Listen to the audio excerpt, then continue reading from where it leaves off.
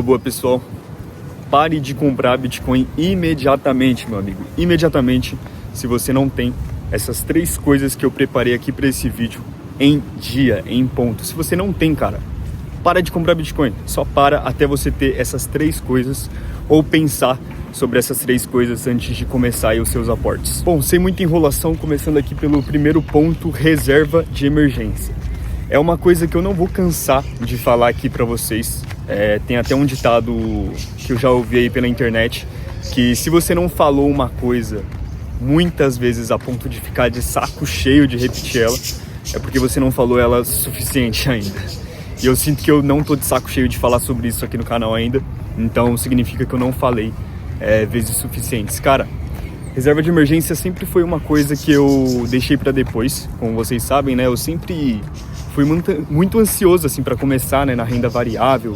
Eu queria comprar Bitcoin, queria assumir mais riscos, justamente para aumentar o meu retorno, né? O retorno dos meus investimentos. Eu vi em todo lugar assim o pessoal falando da importância da reserva de emergência, só que eu não ligava. Eu pensava, não, eu não vou ter emergência, sabe? Tipo, eu moro com os meus pais, sei lá, eu tenho condições boas, se aparecer alguma emergência eu não vou precisar, entende? Então eu sempre deixava para depois e queria logo comprar Bitcoin.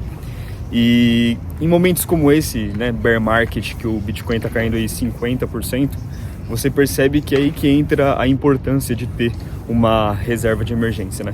Porque você não vê todo o seu patrimônio ali derretendo 50%, 60%.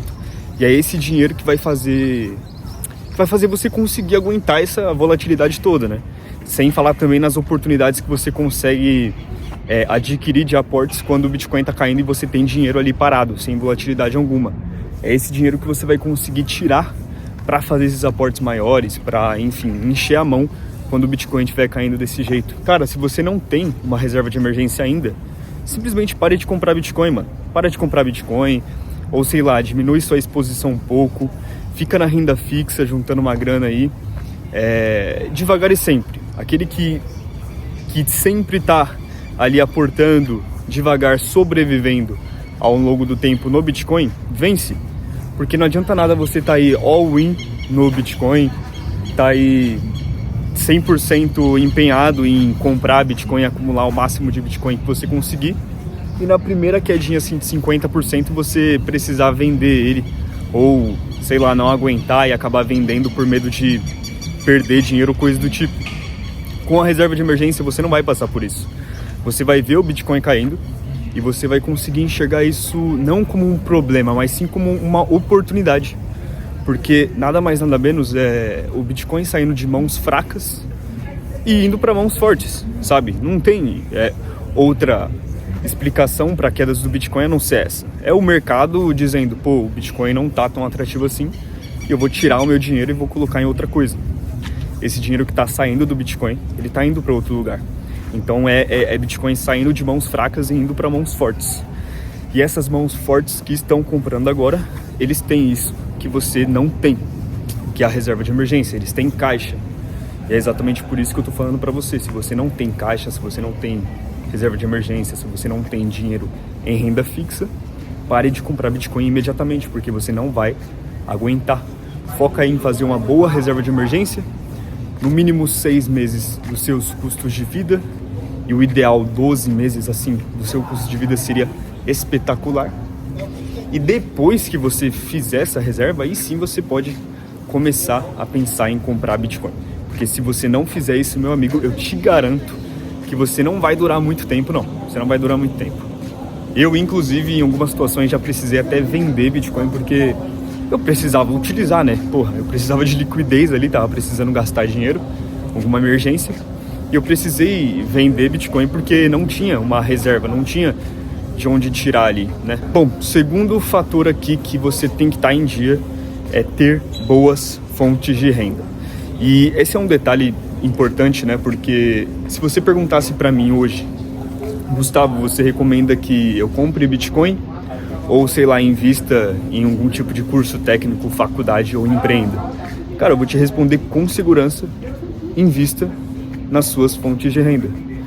Invista em alguma coisa que você vai conseguir aumentar suas fontes de renda porque dessa maneira você vai conseguir aumentar o seu aporte em Bitcoin. Porque não adianta nada você estar aportando em Bitcoin, etc, mas ser um valor extremamente baixo, entende? Que não vai possibilitar, por exemplo, que você consiga acumular um Bitcoin inteiro, que não vai possibilitar que você tenha uma boa reserva de emergência, tenha condições financeiras boas, né? Imóveis, empresas, coisas do tipo. Então, assim, se você não tem boas fontes de renda, se você não tem, assim, se você tem uma empresa, por exemplo, e você tem que escolher entre aportar na sua própria empresa e aportar em Bitcoin, cara, aporte na sua própria empresa. Porque se você, por exemplo, fizer uma faculdade hoje, para daqui a 4 anos, vamos supor aí que você receba R$2.000 por mês, e você vai fazer um curso, uma faculdade, para daqui a 4 anos estar recebendo 6, 7, 8 mil reais, compensa muito mais você fazer a faculdade do que você aportar em Bitcoin. Porque daqui a 4 anos, tudo bem que o preço do Bitcoin pode ter dobrado, triplicado, quadruplicado, mas o seu poder de aporte vai ser muito maior. Você, em vez de aportar R$500, você vai conseguir aportar 3, 4 mil reais, quem sabe. Então, assim, se você não tem boas fontes de renda, ou se você tá precisando, literalmente, tipo, contar todos os meses, assim, enxugar o máximo das suas finanças para conseguir comprar um pouquinho de Bitcoin, eu recomendaria você parar de comprar Bitcoin, porque você só consegue comprar R$500 de Bitcoin todos os meses. Eu recomendaria você pegar esses R$500 que você estaria comprando de Bitcoin e, por exemplo, investir em um curso, investir em uma faculdade ou em aprender um idioma novo que talvez vá possibilitar que te abra novas portas, ou um networking melhor, coisas do tipo. Porque é o que eu falei, cara. O que você tem que focar é aumentar a sua capacidade de aportes. Você não precisa enxugar ao máximo das suas finanças, ainda mais se você receber pouco, porque não vai adiantar nada, né? O seu aporte ainda vai continuar pequeno. Então, se você não tiver aí suas fontes de renda alinhadas, eu recomendo que você pare de comprar Bitcoin e invista em alguma maneira aí de aumentar essas fontes de renda. Bom, e o ponto número 3 é, se você não sabe por que você está comprando Bitcoin sem KYC ou com KYC, pare de comprar Bitcoin imediatamente. Cara, isso é até polêmico porque eu vejo muito pouco assim sendo falado por aí. Tem alguns influenciadores grandes que falam, mas enfim, eu acho que é muito importante, deveria ser falado mais, que tem muita pessoa que compra Bitcoin às vezes com KYC ou sem KYC e não sabe nem por que tá escolhendo comprar dessa maneira, né? Porque é como eu falei em outro vídeo. Por que você vai comprar Bitcoin, por exemplo, sem KYC sua vida toda lá? Sendo que quando você for utilizar, vamos supor que você queira comprar um imóvel ou, sei lá, um carro, uma moto, coisa do tipo, uma coisa de muito valor, você não vai conseguir utilizar essa coisa. Porque é sem KYC e você não vai conseguir declarar a origem, coisas do tipo. Então, assim, pense muito bem no que você está querendo com esse Bitcoin, quais são os seus objetivos quando você escolhe comprar Bitcoin.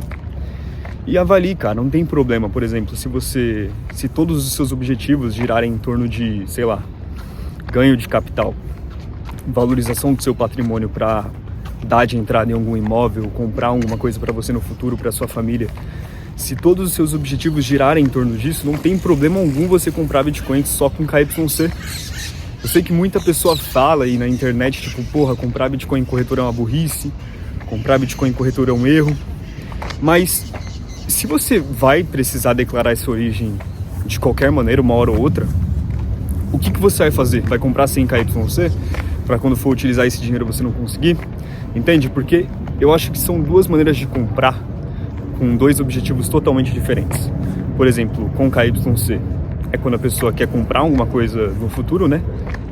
No nome dela certinho, declarada a origem, vai ter tudo lá, vai facilitar pra caramba. E sem KYC é quando a pessoa dá uma prioridade a mais para a própria liberdade, que é em cenários assim que você realmente não quer que ninguém saiba, que nenhum governo saiba, que nenhum, sei lá, regime inimigo saiba, e você quer que aquele dinheiro seja praticamente invisível, caso você queira sair do país ou coisa do tipo. É aquele dinheiro que realmente vai te dar a liberdade que você vai precisar quando as coisas ficarem caóticas. Agora, se for um dinheiro que você, sei lá, vai querer utilizar, não tem problema das pessoas ficarem sabendo, cara, compra com KYC, sabe? O que eu recomendo é sempre você ter duas carteiras, uma com KYC e outra sem KYC. Você consegue fazer isso na mesma carteira, administrando certinho os endereços, mas é uma coisa minha, eu prefiro ter duas carteiras diferentes, uma com KYC e outra sem KYC. Só que se você não sabe o que você quer com Bitcoin, a maioria das pessoas sabe, vamos ser sinceros aqui, eu acho que se for pegar do nicho, assim, Bitcoiner, de quem compra Bitcoin, pô, mais de 90% tá pela valorização, tá por comprar Bitcoin, não perder o poder de compra, né, não ser roubado através da inflação e preservar o seu poder de compra. A grande maioria tá por esse motivo. Eu não julgo, eu também tô, tá ligado? É um dos motivos que eu compro o Bitcoin.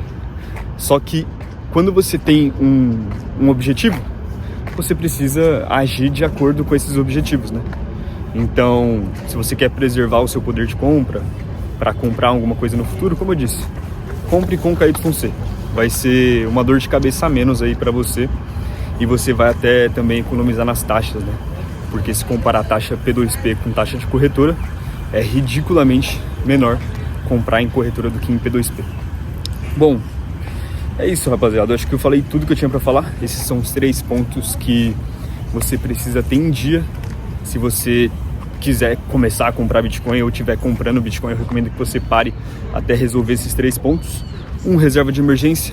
2, fontes de renda.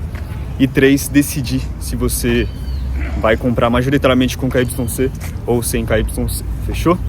É isso. Muito obrigado por assistir até aqui. Te vejo no próximo vídeo. Falou!